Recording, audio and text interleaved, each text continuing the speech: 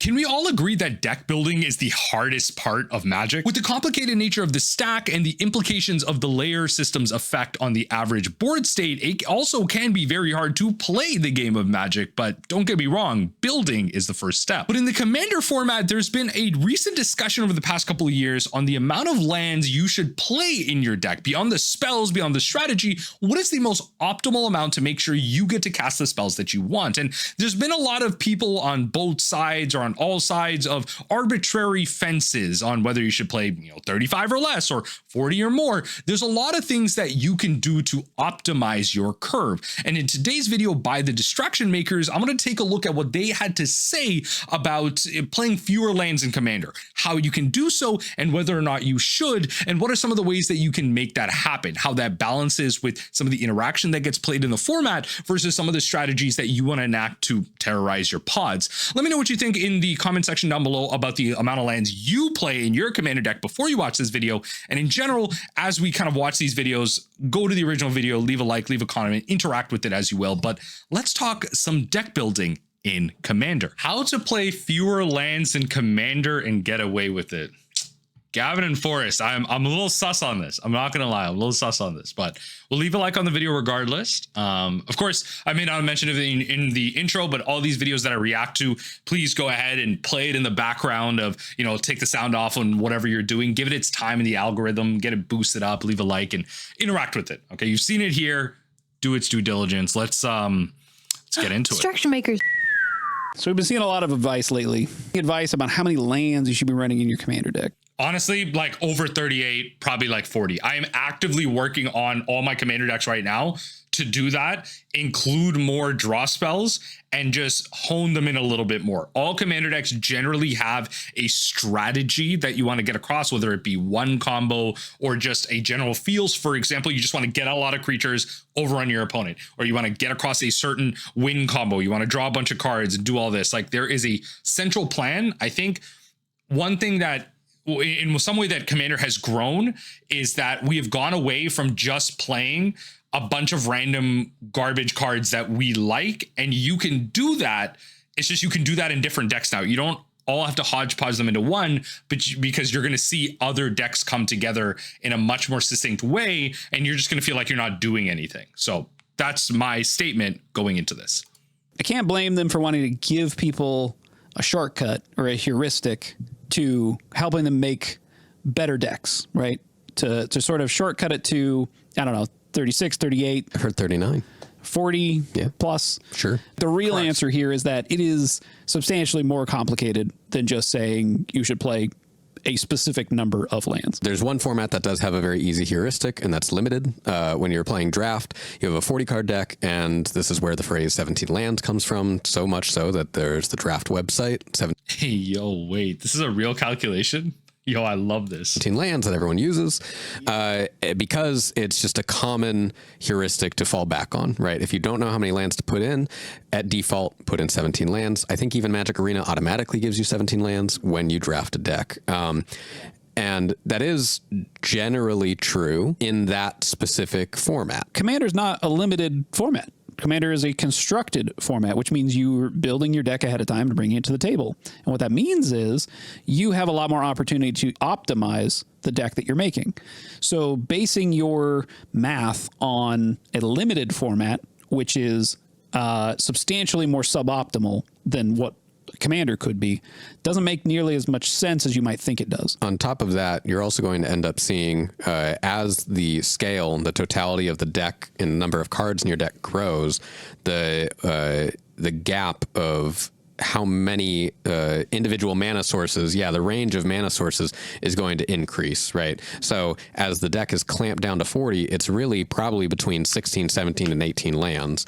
As you get up to a 60 card deck, that then scales from anywhere from 19 to 24, maybe. Yeah, you could see something down in the 18s, maybe, as like if it's Ravager Affinity, right? Something that's really mana cheating. Okay. Or you could see something as high as 27 in like really dedicated control decks. But still, it sounds like the range goes from a range of 3 up to a range of 5. Yeah. Roughly. Sure. Right. And then as we get up to 100 cards, which is 40 cards more than the, or 20 cards more than the previous gap, yes, we're just going to see that range widen even further. Yeah. You could consider something like 17 lands, a first level heuristic, which basically means it's sort of the first thing that you would learn that would help you be better at the game.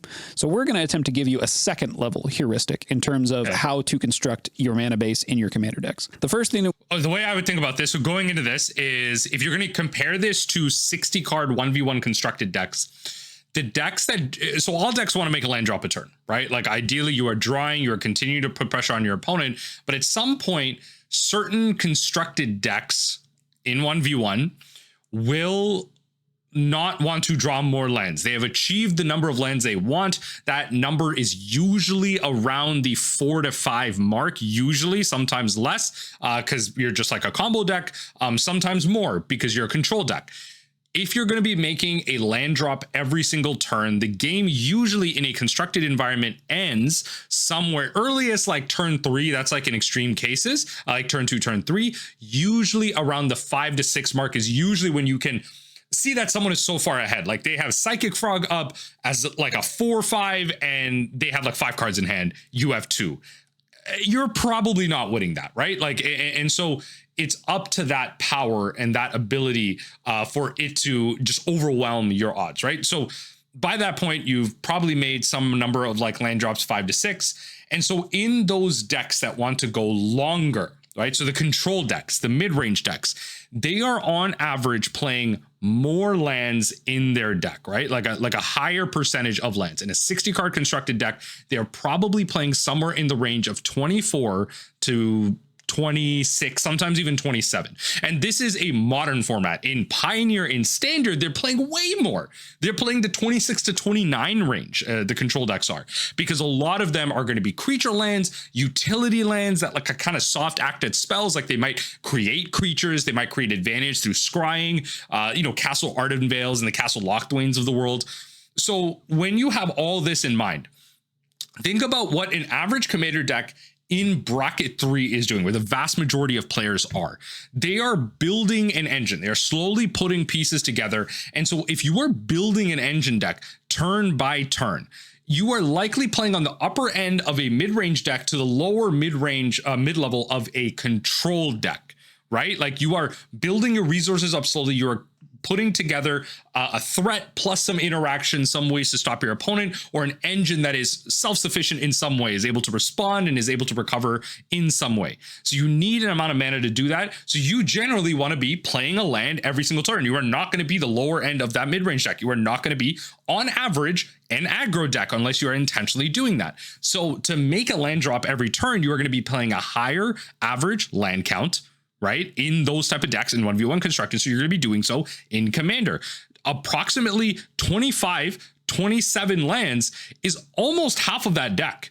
And so in many ways in Commander, you can then attribute that to playing 38, 39, sometimes even 40 lands to confirm a land drop every turn so that you are able to, at some point, not only play your higher end spells and your mid-level spells, but also start double spelling. Play 2 of your lower end spells, play 2 of your mid-level spells. And this is the way you want to think about it. That's why I think you want to play more lands. What we need to do is take a look at CEDH. Whoa! Which I'm surprise! I'm sure a lot of people are going to question why that's the case. Before anyone gets all negative about it, all right? It's not that we're CEDH Andes or anything like that. We're not diehard CEDHers. Lets us look at what viable strategies there are, right? Like, when you're put into the pressure cooker that is a competitive format like that, the strategies that emerge from that let us know that they will work at any level of the system, right? It's just that all you would need to do then is pare them down or like depower them a bit, but the play patterns themselves will theoretically continue to work at any level. Right. You can have a rush strategy that is technically a meta viable rush strategy, but you can also just have a rush strategy. It doesn't suddenly mean that one is not a rush strategy if it's a worse. I think the communication here, and that before everyone starts eye rolling about CEDH versus regular Commander, is the idea is that a lot of players suffer from having bad games of Commander because they're scared of the idea of optimization, right? Commander has so many cards in the format, the amount of cards that enter through every set, through every year, the amount of legendaries, everything. The optimization that you can do now is 100, 1,000, a million fold based on when Commander was originally made an official format. Like way back when, before, even when we had the original pre-con, Commander is a completely different format. And so when it comes to optimization, there are decisions that you can make similar to how CEDH decks make their decisions to hone your idea in. Not all of your decks need to be CEDH decks, but we can learn from some of the deck building patterns that they take, and not necessarily, and again, I'm kind of arguing for playing more lands actually, but take those ideas and hone it to be more optimized. Like your optimization is, I want to play a land every turn. I want to be able to cast my spells every turn or build towards casting my spells. I don't want to stumble. I want to feel like I'm doing something every turn, holding up interaction, holding up mana. When you're playing CDH, you are building towards something specific every turn. You're building towards one of probably 4 to 5 lines of trying to win the game. Based on the deck you're at, it might be 1 or 2, whatever it is. You're building towards a line of trying to win the game. Whereas in Commander, generally in the bracket 3, sometimes bracket 2, heck, even in bracket 4, you are building towards a variety, whether it's building an engine or trying to find 1 to 2 win conditions that you put into your deck. If you are optimized, you have card draw, you have searchers for those, you have value pieces that help you build into it. So if you're playing into an overrun effect, you have a bunch of creatures that maybe come in, destroy artifacts and enchantments to stop your opponent's board. They come in and draw cards. They come in and provide value so that they can kind of replace themselves in their abilities and then still continue to find their way into your win condition. This is part of optimization. It's not just about playing dirtily creatures. It's not just about doing things for the sake of doing things. Your card should be stopping artifacts. If artifacts is your one weakness, your card should be drawing you cards if you are trying to find 1 or 2 win conditions. You don't have a lot of redundancy. Things like that. That is what optimization is about. And that's where, again, we can look to CEDH, which is what I believe they're strategy. Right. Yeah. One more caveat here is that we are looking at CEDH, but we are doing so through the lens of how would you play this at a lower power table. So we're not making any of these suggestions saying, well, just play like your deck's a CEDH Play deck. all the Moxes. Oh, right. Dummies. Why aren't you just doing that? Play the band cards. We are going to be referring to mana sources generally. Mana sources include lands, but also include cards that make mana. We'll sort of specify the difference of these things. But we're talking more about the number of mana sources in a deck rather than including a specific number of lands. Right. We will specify the difference between what is just general. Good. I was going to say, you can't generally refer to them so together. You know it's very the difference, but yeah.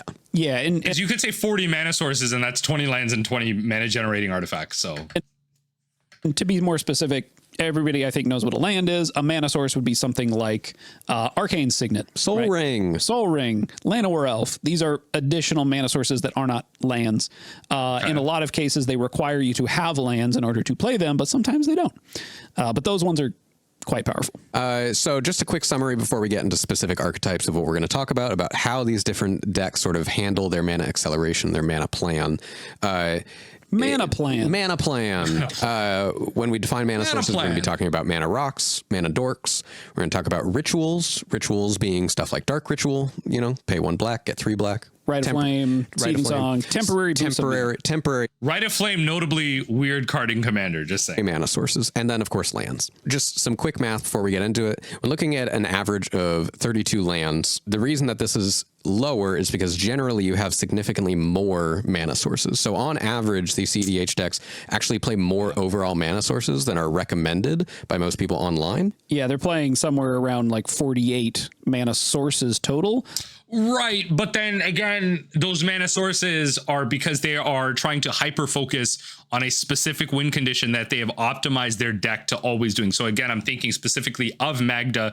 You are playing a variety of ways to win with Magda, but also the average converted mana cost in that deck is, I would say, like on the cheaper side. You're playing a lot of 0s, 1s, and sometimes 2s to then tutor into the 4s, 5s, whatever, to ultimately win your game. You have like a bunch of 1 mana, like your 1 mana dwarves, and you have your mox opals. Like you have these rituals, and then like these ways to win your game. But Magda's not playing necessarily like Seething Song and stuff like that because you don't need it. The converted mana cost is lower. But if you go into another deck that might combo off with Dark Ritual, Cabal Ritual, you have your Moxes in there probably. Like all of these don't really count because you're not just going to play a Dark Ritual for a turn and pass. You have Dark Ritual is tied to another spell. Dark Ritual doesn't permanently stay around. If I play 3 lands, I don't have another land in my hand, and I draw the Dark Ritual, that's not a land. I can't play the Dark Ritual and have it stick around for next turn. It doesn't go on suspend or something like that until next turn.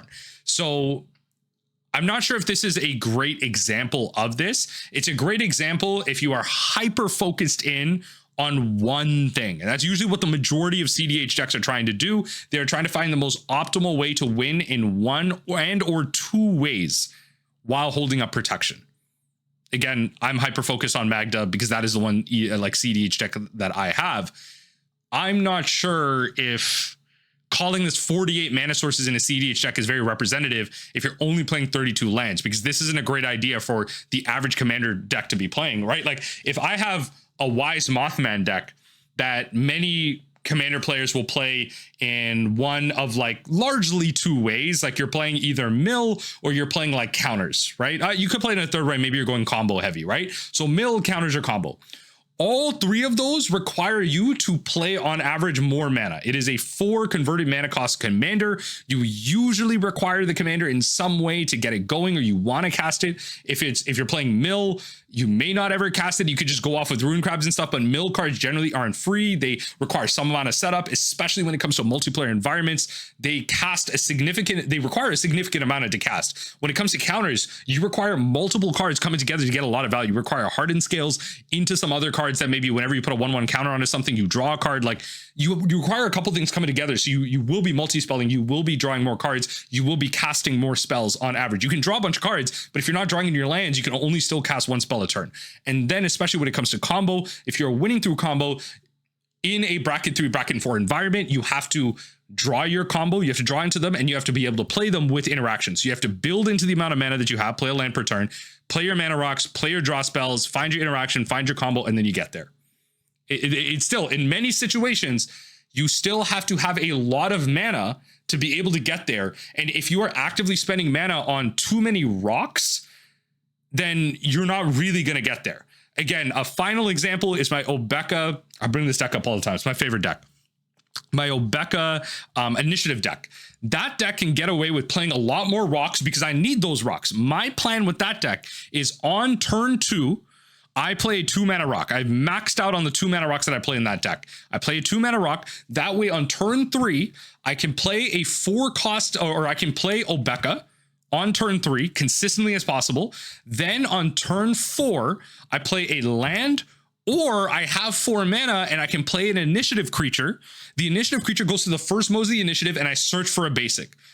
Ideally on turn 4, I can always find my 4th land. And then once I have the initiative, I can keep going through the initiative through Obeka extra upkeeps and just manage it from there. Right. And that is how the deck is focused. It's focused on finding more lands. So it doesn't need to play 40 lands necessarily. It probably should, but that's something I'm working on now. But much fewer lands. So generally speaking, we would want to see fewer lands, but more sources. The problem is that if you fill your deck with a lot of mana, or a lot of lands specifically, is that those are always limited to you only being able to play 1 a turn, right? And so you'll end up bottlenecking yourself in terms of like what you're able to accomplish and be able to spend all of your resources in 1 turn if all you can do is play a land and then the rest of the cards in your hand are lands, right? If you play too many, you end up flooding. If you play too few, you end up getting mana. But that also, I don't know about like flooding. Like you should also be then playing cards that help you filter through them, like play more draw spells, right? This is the thing where people are like, oh, I'm flooding. Like, okay, if you're flooding, then find more cards that do something with those lands, like draw and discard, fill your graveyard for some value, or have more cards that actively or proactively do something on end steps, draw cards at instant speed, whatever it is. Have more cards that have continuous value that aren't necessarily combo pieces. Do play more proactive things or just items you can do with those lands, right? Like you're not always going to flood where your hand is 7 cards. The creature spells that you have, the non-creature spells that you have, the permanents that you have should continue to have that type of value where they are advancing your game plan as well as potentially dealing with flood or being able to deal with extra resources. There are enough cards in Commander where you can do this, and generally any color. Screwed. And again, this isn't necessarily about going as fast as possible, but what it is about is making sure that you're not flooding out, that you're not just drawing a bunch of lands with nothing really to play with them. So let's move into the sort of Also, I would argue lands are so much more powerful than ever these days. MDFCs are a great example of a land that can also just be a spell, prevents you from flooding. There are so many lands that have passive activated abilities. Castle Locthwain, Castle Ardenvale, that was previously mentioned. You have the channel lands as well. I just find the excuse kind of lazy, and people will say, oh, those cards are expensive, whatever, proxy them. That's a whole other debate. Just proxy them. You do not need to own these lands. You are preventing yourself through ideas that are veiled in some type of discrimination, right? Like, just proxy the damn cards, play with them, and you will realize that you are having a better time. Very few people actually care, and the ones that do are probably just bad people anyway. Just proxy up the Boseiju. You don't feel bad because you actually have active spells in your hand. Proxy up the MDFC, both sides of them, put them into a sleeve. And you will find that on average, there are so many lands that actually actively do things that you should not be flooding, quote unquote. There's a lot of value to be had in each and every color. There's actively so many things to do. Flooding is just like a thing of the past. Your lands do so much now. They have so much passive value. It's very odd that you would have so many lands and nothing to do with them. That's bad deck building, in my opinion. That should be a very small niche case where you might just draw out all your basics. Or general strategies for what your mana plan could be, right? And these are a traditional mana plan, a turbo mana plan, a mana engine mana plan, or mana cheating mana plan. So a traditional mana plan would be sort of the traditional battle cruiser game plan, which is that you have you're going to be spending a lot of your early mana sources acquiring more mana, and then it gets you to these later game cards that cost a substantial amount of mana. The makeup for this mana plan looks like something around 48 mana sources. 32-ish of those are lands, and then there's a substantial number of mana dorks and or mana rocks. See, you know what my problem with this is also? Like, okay, I feel like people on average are getting better over time as the trinket mages, 3/3 elks, and salubrious snails of the world make more commander content. People are getting better with their cards, right? They are playing more interaction. They're playing more ways to stop you. If you are sticking your deck full of artifact ramp, you're opening yourself up to farewells that all the white players are playing. You're opening yourself up to overloaded, what's that? Forgetting the red card. Someone name it in the comment section down below. The red card where you overload, destroy all artifacts you don't control. You're opening yourself up to spells like this. Where and you know what? To be fair, I'm also just being discriminatory against all decks that aren't playing green. You can't always play the green ramp spells, right? But there are other ways, you know, like especially recently in the Edge of Eternity set, you have some amount of lander shenanigans where you can get a token that gets you a basic land. There are ways where you can not just rely on accelerators that are artifacts and or creatures. You should rely on them, but I don't think that's an excuse, quote unquote, necessarily to reduce your land count. There are ways to get lands out of your deck. There are ways to play more lands and less of these to open yourself up to more of these removal spells that really set you back. And on average, in a bracket 3 game, even by the rules of the bracket 3 game, your lands are largely safe. MLD is not allowed generally, unless you rule zeroed in or something. Like, it's generally not allowed. Your lands are sacred. And so I feel like if the average commander player is getting better and running more interactions, your accelerator game plan in this traditional mana plan is actually weaker. Because of that. This, I think, generally is what commander players are used to, right? This looks very similar to a lot of commander templates and things that people generally are playing. I think there's significantly less mana dorks usually in most other like casual commander decks. And I think it's because a lot of the times it feels strange to add redundancy. It feels weird to have a Fintorn Elves and a Llanowar Elves, right? And you don't quite see the value in that, especially as a newer player. I think that commander players also have an aversion to mana dorks because they die to board wipes. Right. That is also true, especially at a casual table. And this is the argument, I guess, for playing more mana rocks, is that like if you are expecting the game to go long, you might be better off playing more mana rocks than mana dorks because... But even then again, people are playing a lot of artifact removal. Like, artifact removal is so good. It's so good. The average player has an Arcane Signet out, some type of, some type of identity color accelerator, maybe some value artifact creatures. Like, artifacts are everywhere. Treasures are everywhere in the game of Magic. Artifact hate is paramount. So you're just opening yourself up to more of this. Spread yourself out, play more lands, play a little bit less of these.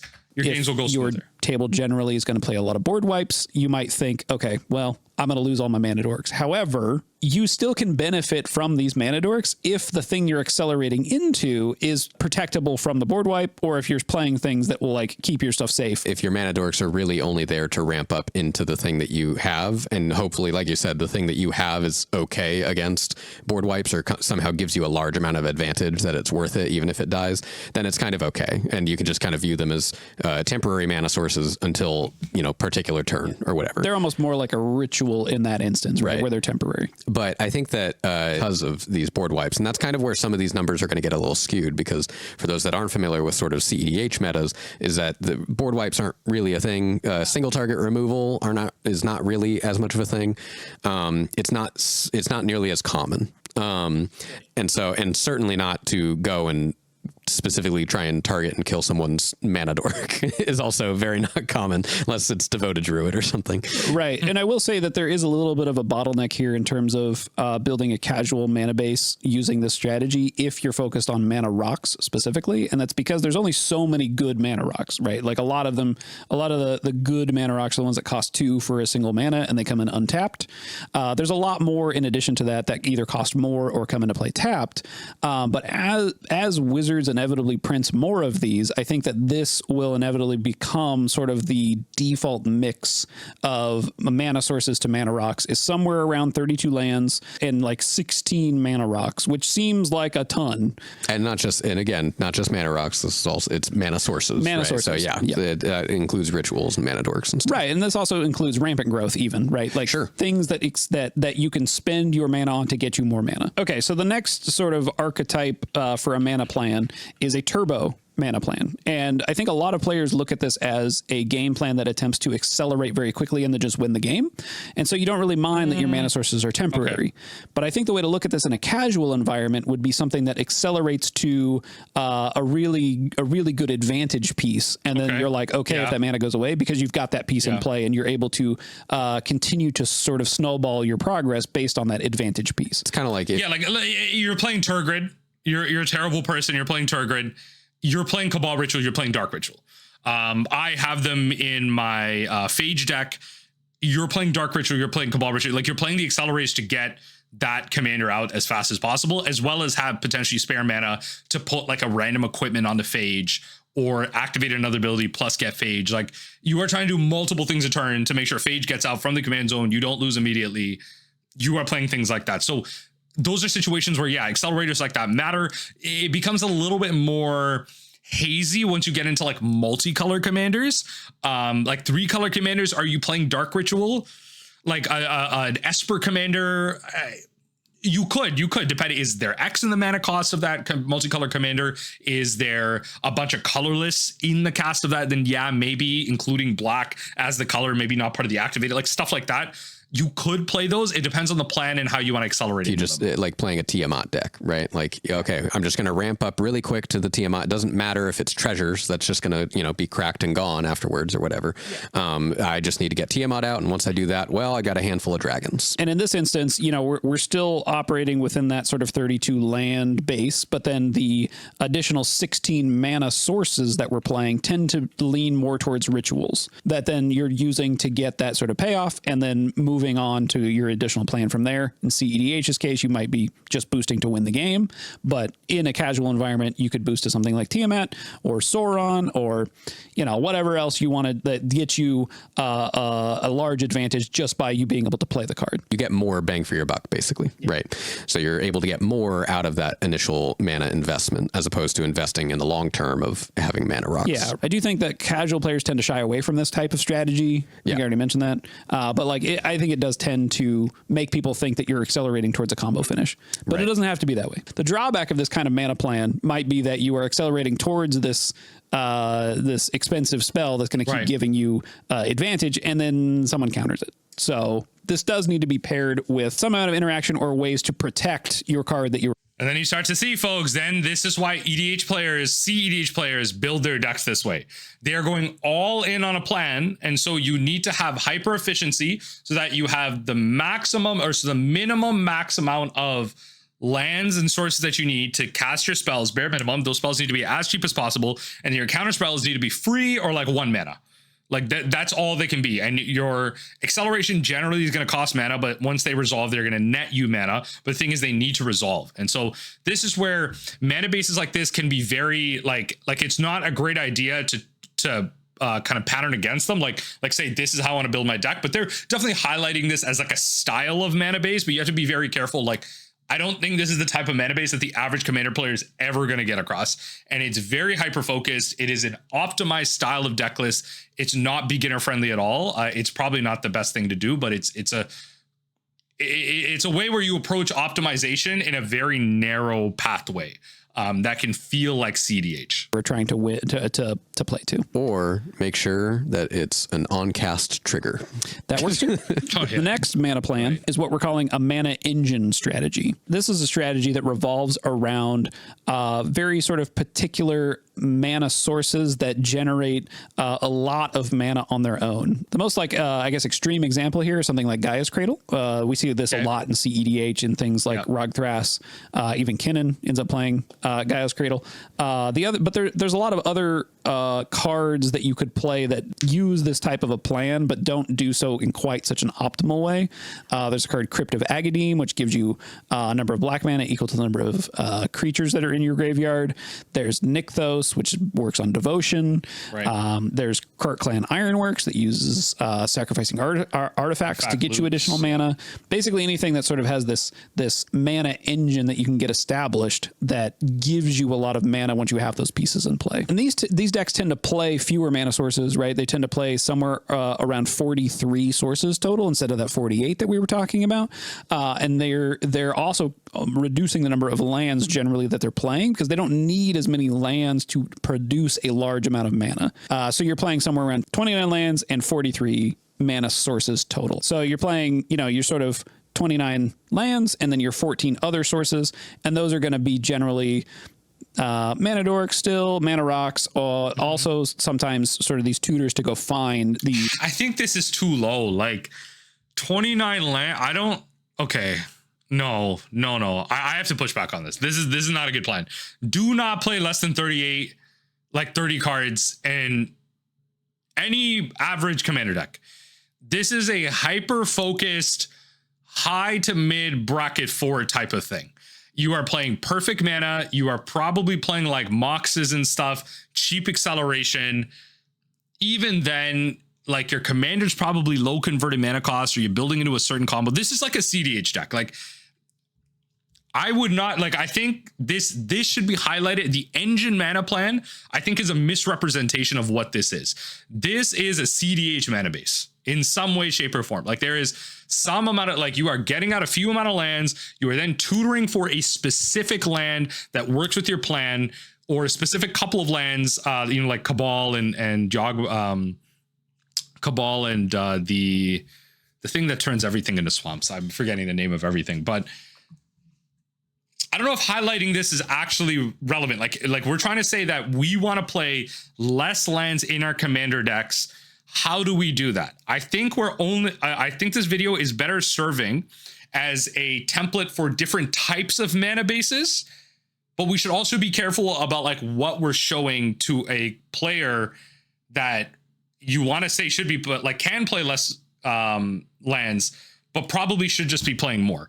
In an age, as I mentioned, of more interaction, your mana rocks and your acceleration is more susceptible to interaction. And so being as untouchable as they are, lands are at an all-time high in terms of value. So it's important to play more, to accelerate into them more, and have effects that can find more of them to allow you to continue to make your land drops. And yes, you can play some of these, like you can play these tutors, you can play these accelerations, but you should do them alongside more lands. You need to be able to cast multiple of them at some point. right? You can't just be playing a Kiro's Follower one a turn. Your opponent is just going to be doing more if they built out more lands and more accelerators. They are going to be able to multi-spell sooner than you multi-spell.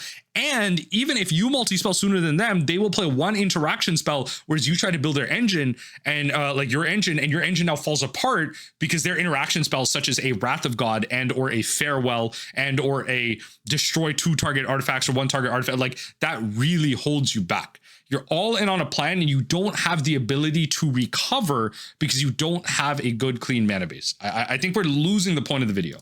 Potentially. These pieces. It's just because any one of those individual mana sources suddenly is a lot more valuable, right? Yes. As opposed to you just getting an arcane signet that you can tap once per turn. The mana curve of your deck will still have an impact on like the number that you're going to be playing here, but generally speaking, you can produce a lot of mana with this kind of game plan. The sort of defining feature of this kind of a deck is that you need to build your deck around this idea usually, right? Especially with something like Nykthos, like it requires devotion to a color to produce a large amount of mana. Crypt of Agadeem, you got to have a lot of creatures in your graveyard, so you probably need a way to get a lot of creatures into your graveyard. Something like Serra's Sanctum, you're gonna have to play a lot of enchantments.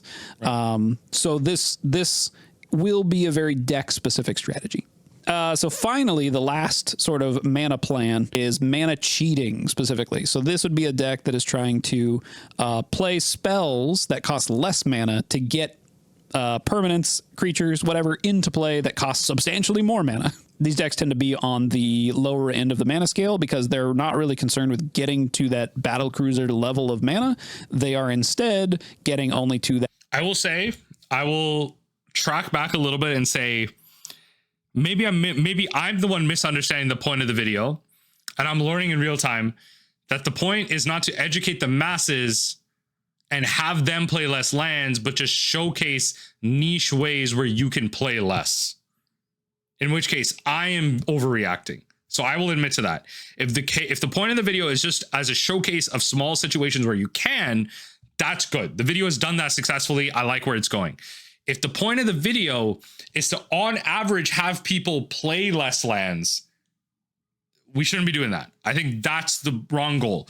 If the video is more so a showcase, again, I think we're successful. So I will backtrack and I will apologize for overreacting if I'm misunderstanding the point of the video and we need to open the schools and I need to increase my media literacy. I will take the L on that if that's what it is.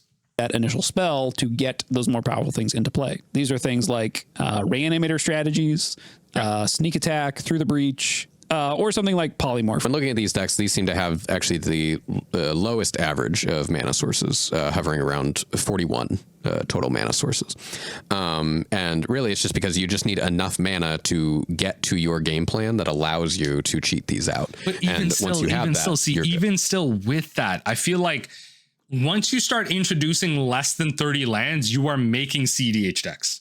You are just making CDH decks or highly optimized bracket 4 decks, which is not what the vast majority of Commander players are doing. So there could, I think the showcase makes sense, but we might be misinforming the average viewer of this video. The average casual viewer of this video. Maybe not the average. I should give more intellectual capability to the average viewer. The average casual viewer of this video might take this the wrong way because you still need more mana than this, right? You need ways to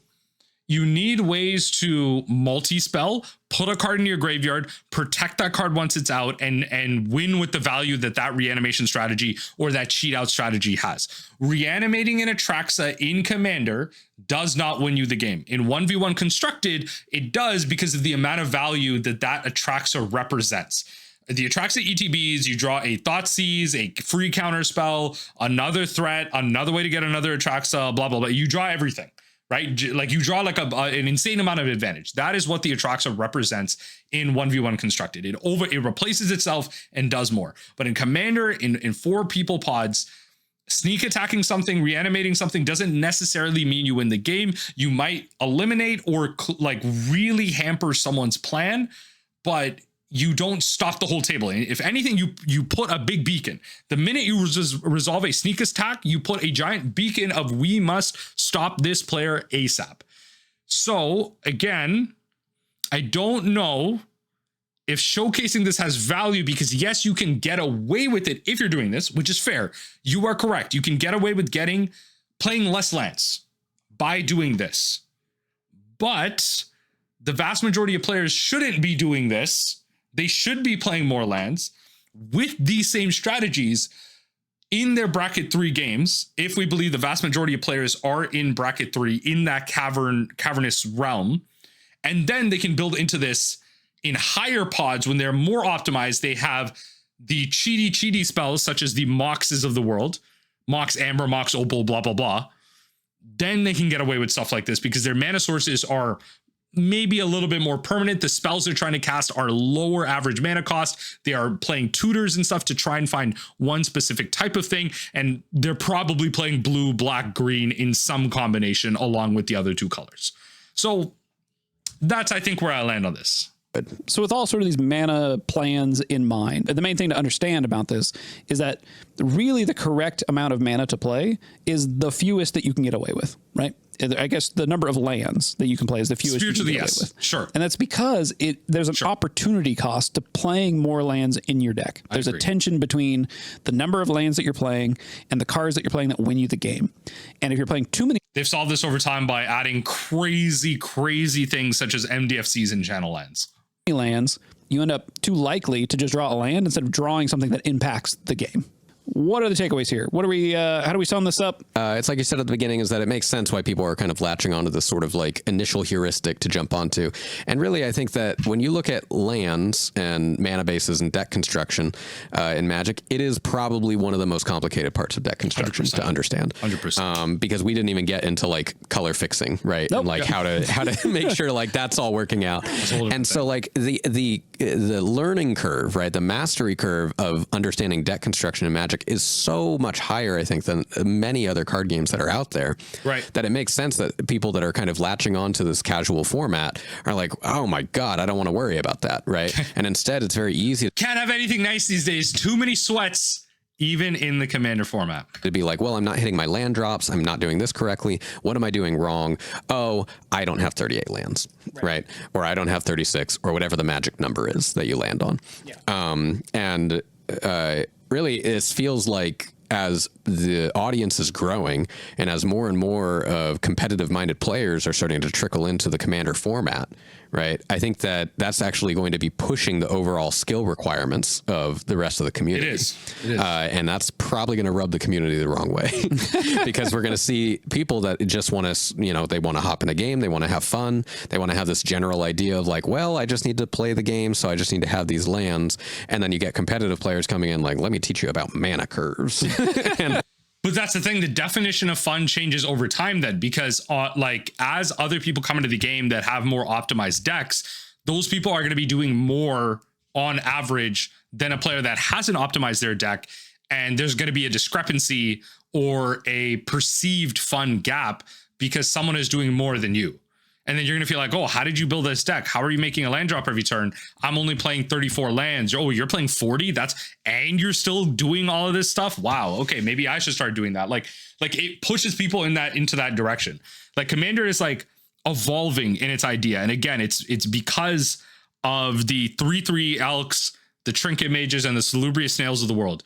They have really pushed Commander into the new era. You had Command Zone that popularized it, got everyone into it. You had WotC that helped with the kind of the product itself. But now when in the content side, those 3 channels are the spearheads. The leaders are other channels as well, but they are the spearheads of making Commander very competitive. And they might be doing so unintuitively or without wanting for it to be that, but making videos about optimization is ultimately going to lead to more competitiveness and more people building hyper-focused decks. And it's not necessarily an arms race discussion. People aren't playing better cards on average. You can build a hyper-optimized deck with worse cards, like with cheap cards, with budget cards. It's just they are playing better to their curve, to their commander, to their plan. And people are learning to do this better. And so this is going to have this, like, increase this gap between casual players.